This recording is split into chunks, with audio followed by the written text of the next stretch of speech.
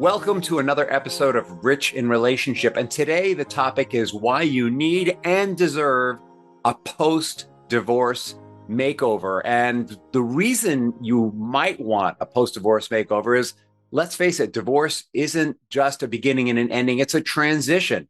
And so as we move into new spaces, maybe we need new faces. And to help us with this topic is Karina Solomon, author of Sexy, Sassy, and Starting, I got the title wrong. Sexy, Sassy, and Starting Over. Thank you. She held it up for me.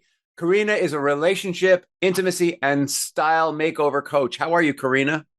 I'm doing great. Hold that Excited book up about again. where Hold this that book up again. conversation goes. Hold Hold the that book book up up again. again. Oh, what a great picture. And you look just like your picture. Wait a minute. Okay, Yeah, there. you look just like it. Very cool. Great It's cover. me. And so those of you on the podcast, you can't see the book, but don't worry. We're going to give you info later on so you can find it. You can see how great Karina looks. So Karina, something I asked someone who happens to be on the show in the beginning of the show is, how did your heart lead you into the work that you do? I like the way you phrased that, Rich. And first of all, thank you for the opportunity to be with you. We had such a good chat before. It was a wonderful invitation to receive. Great to talk to you again. Yeah. So, I've always been a teacher my whole life, meaning I've always felt if I learned something helpful to me, it would be great to pass that information on. Believe it started when I learned how to tie my shoes because I'm dating myself. We actually didn't have Velcro when I was 3. And I learned how to tie my shoes, and I thought it would be helpful for my 1-year-old sister to know how. I don't know that it actually worked to teach a 1-year-old, but it just made sense. And so fast forward, became a teacher, taught school, did this and that. And then one day I became an image consultant because a friend of mine, I was like, look, dude, you're really good looking. I need to take you shopping. He said, next paycheck. Well, next paycheck, we took him shopping and his life changed. And I'm like, really? It was like that happened to you? He fell in love and this and that. Nice. And it was such a transformation. And this is San Francisco where people dress. And he'd moved from the Midwest and looked it. Good looking guy, but he was hiding. And I thought, wow, what would you have paid me to do that when he told me the transformation that he'd had from seeing family and friends? And I thought, I'm going to hang a shingle. So I did. And that was in the mid 80s. And Mm-hmm. I dressed a whole lot of people, men and women, for years. And it was never about the clothes, Rich. It was always teaching people how they could represent themselves in the world congruent to who they were becoming. And I tell that backstory because, maybe you get a big promotion. Maybe you go from working for corporate to being on your own. Maybe you've been a mom forever and now you're empty nested and you look down and you're still wearing strawberry stained overalls and driving a mom soccer mobile. So whatever it is, transitions happen. Well, then I got married, had a very successful marriage and a successful divorce, amicable. We're still best of friends. Best part for me is that I get to be Grammy to my stepson's little kids. And that speaks to an amicable divorce. I'm going to go back in time a little bit too. Well, I'm from, I love the way in the story of the guy that you did the makeover for, you said he was from the Midwest and he looked like he was from the Midwest. And I right. think what's really important about that is sometimes, we may have a look that's really working for us in one context, Yeah. but the problem with divorce, or maybe the challenge or the opportunity of divorce, is we are literally changing the context of our life. So we may have a look that worked great for us as a husband or wife, or as a mom or a dad, or as someone in a partnership, or as a professional. And then all of a sudden we're shaking the whole thing up. And that's where folks like you jump in. Right. But I'm going to tell you that the image consulting, that's the past. The image consulting is a very small part of what I do now. Because when somebody comes, and so fast forward, I had my own marriage, my own amicable divorce, very friendly, and I relocated from, San Francisco down to the San Diego area. And all of a sudden I found myself in my late 50s, single, going, whoa, I thought it would be so easy to start over. I thought, oh, I still have some chops. I'm friendly. I'll meet people. It didn't happen that way. It was the single hardest thing I ever freaking went through in my life. And it wasn't contentious. We didn't fight about money. It was the easiest, most, as our mediator said, our divorce mediator, well, I'm not going to make money on you guys. You like each other. We were just done being married and romantic. We were cutting each other free to Uh-huh. create new lives. So that said, if it was so hard for me, I didn't have little kids involved. It's really a hard thing to go through, even when it's easy. And so I just, I'm very resourceful. I've done tons of personal development training. Starting in the 20s, I started my first personal development training. And then in my 30s, before I met my ex, I was introduced to something called Tantra intimacy. And I had my first intimacy training. And that was an epiphany for me of, oh my gosh, I, I didn't know what I didn't know in the realms of intimacy. And I dove in and started studying with all kinds of relationship experts and teachers and Tantra teachers, and studied with many different teachers to the point that that's where I ended up meeting my former husband. And we did spent a lot of resources learning the stuff that we didn't know about intimacy and relationship and sexuality and all and communication. Hey, tell And the then audience a little bit about Tantra and what it means. yeah, Tantra intimacy, I mean, it comes from the ancient arts in India. There's the Tantric temples, and it's definitely been westernized. Tantra is about intimacy. Some people, oh, it's just sexuality. No, it's about intimacy. And the reason I had that epiphany when I was a friend's plus one so that he could attend a little intro, he had to bring a woman because they wanted to be gender balanced. Fully clothed, except for our shoes because it was raining, fully clothed. I found myself, they said, men create a circle, women go stand in front of the man you came with or a man. And I was standing just a little too close to my friend Bob. I mean, I was always used to kind of being handshake Uh-huh. distance, and it was a little closer. And I had to bow in namaste, kind of like you do at the beginning and the end of a yoga class.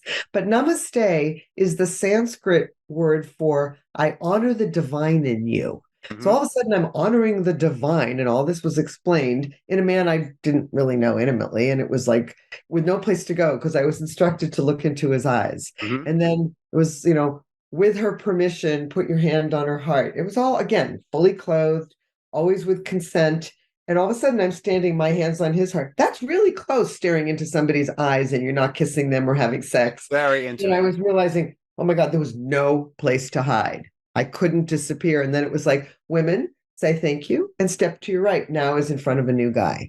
Well, by the third or fourth guy, they said, and there were different instructions at each station, they called it. Uh, And then when it was, we'd been tired, we'd been standing for a long time. Gentlemen, please sit on the floor. Ladies, crawl into this man's lap. Now, listen, I'm not a real big person, but I'm 5'6", and I'm not skinny, I'm not heavy, but it was like laps were not where I spent a lot of time. It just wasn't a thing, and it was Definitely out of really your comfort zone, out of most people's comfort I zone. was so out of my comfort zone. I'm sitting in this, and he was really handsome. I remember, never seen him in my life, and I'm in his lap, and they said, with her permission, stroke her hair. Ladies listening to this, I don't know about you, but stroking my hair is a way right to my heart.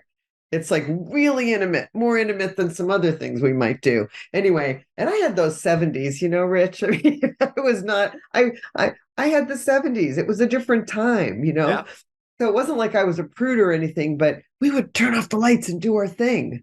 We did not, I do not remember looking into the eyes of somebody. Hi, how are you? It was so like woo woo, goo goo gaga, but it was so intense. And I literally ended up in sobbing with a combination of joy at what just might be possible and grief at what I hadn't had yet at age 35. So I dove in. And that's integrated into who I am. Absolutely. So I teach intimacy from the perspective of not just about sexuality, because, sexuality goes under the big umbrella of sensuality. Hmm. All sensual, whether it's the nice warm breeze on your skin or the taste of a delicious mango or peach or somebody stroking your hair. And sexuality, of course, fill in the blanks. What I love about that, I love a lot about that story. Yeah. And if it's all right, I'm just going to comment.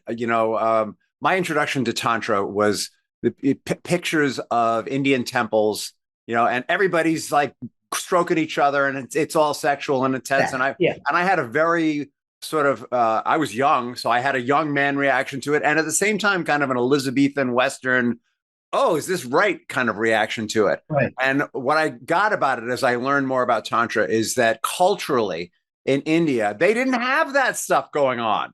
For them, it was it's what we all think sex is supposed to be: an expression of love, an expression of closeness, an expression of intimacy, a melding together of people, but still maintaining individuality. Like it had a whole different connotation there. And so what I love about those exercises that you did is that it really, and what you shared with us, is it really puts across to the audience, you know what? Intimacy isn't necessarily about sex. It's about being comfortable with yourself, with other people.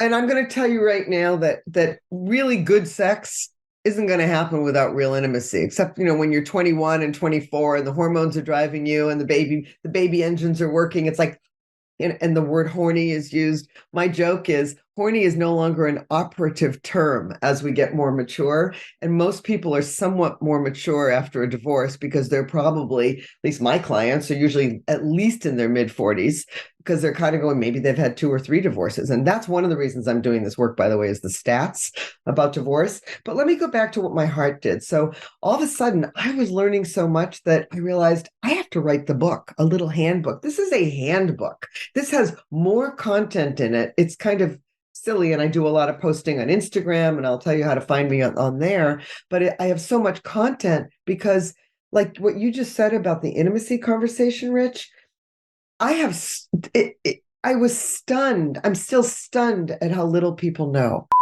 What we know about marriages with children here at Rich in Relationship is inevitably we slip into parallel lives or roommate mode because we're like managing the crew, managing those kids. Well, we've got a solution for you. We've got a special free book for you that's going to give you 7 tips on how to reignite intimacy and passion in your relationship and get back on the same page. And it's easy to get. It's free. Go to bit.ly/7 savers, the number 7 and the word savers all together, no spaces, bit.ly/7 savers. I mean, I put 3 tips on what I wouldn't do as a relationship and dating professional. I put 3 tips on Instagram and people are like, wow. And I'm like, seriously, that was so basic. It's not basic because we've Most never people, learned it. yes. I've chosen to go to school to learn what is not taught in normal schools. We learn reading, writing, arithmetic. We learn our careers and how to dance and play music. But you know what? There are schools to learn how to be intimate. And for me, it's to learn how to communicate. And so without communication, you don't have a relationship.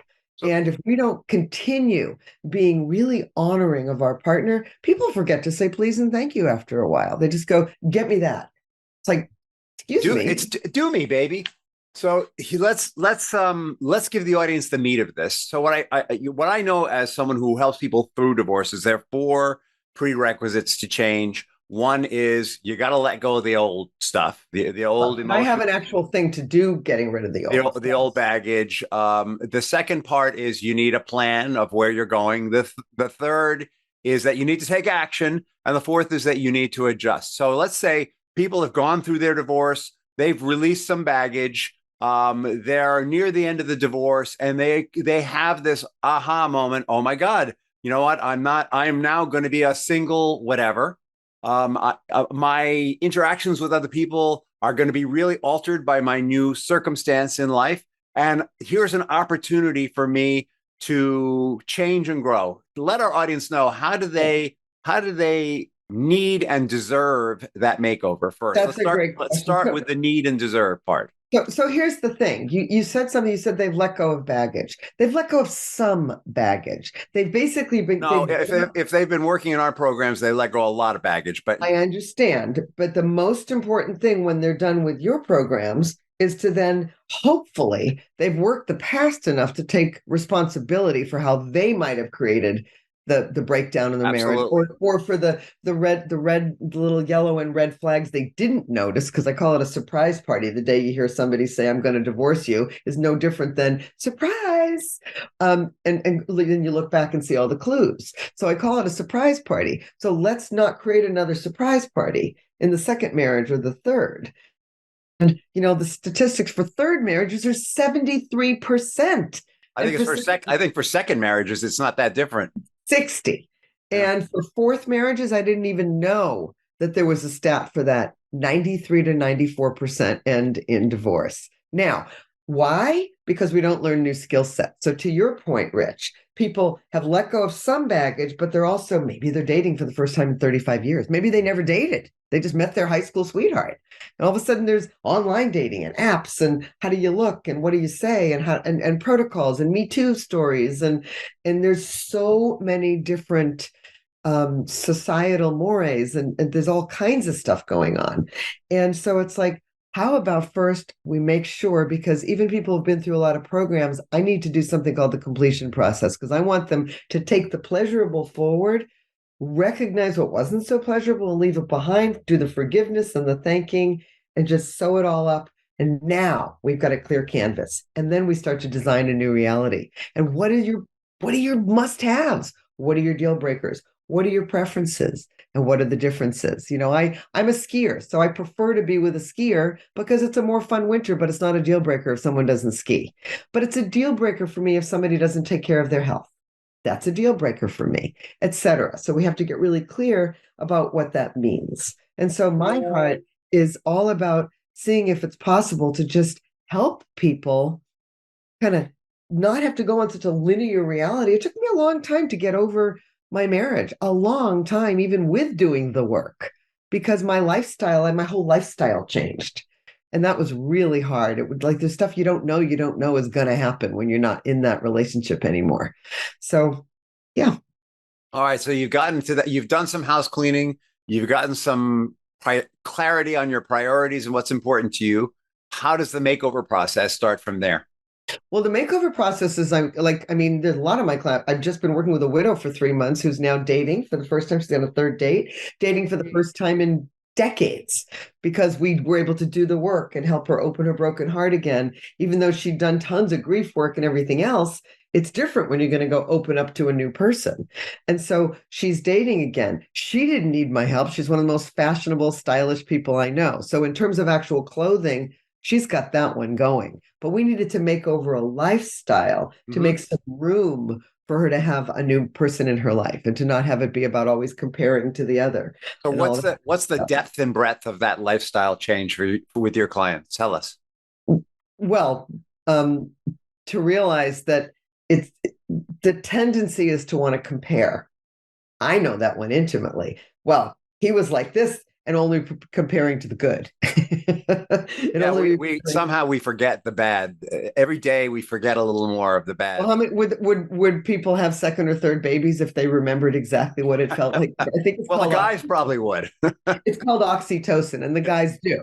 But anyway, so the breadth of it is to really design that new life. And then I do coaching happens over time. You know that, Rich. And it certainly doesn't happen in one session. I do 3 and 6 month programs, sometimes longer. People retain me so that they can have an SOS to be able to call me and go, I have a date tonight. What do I do? Do I look okay?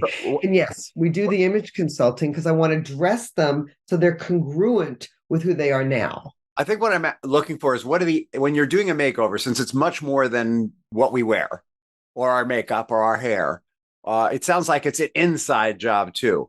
Yeah, well, I have a workbook that I call Clothing, Confidence, and Charisma. And that helps get people ready because I want to know. I have a list that has hundreds of words on it. And of course, there are millions of words, but I just picked a lot of from juicy and sexy and attractive and successful and approachable to the ones that you don't want to look like. And I always start with that when we're actually talking about the way to look. And it's like, you don't want to look middle-aged and dumpy and disappearing.